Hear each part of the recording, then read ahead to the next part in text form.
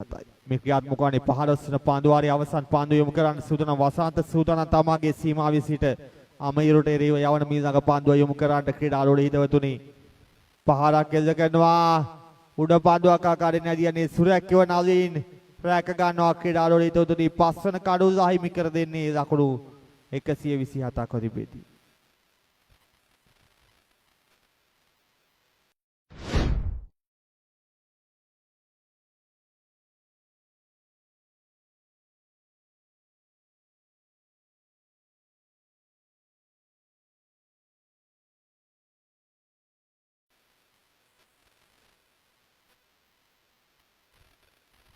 පාරක් එල්ල කරනවා යතුඩ පාන්දුවක් රැක ගන්නවා ක්‍රීඩාලුවල හිතවතුනි නලින් රැකගත්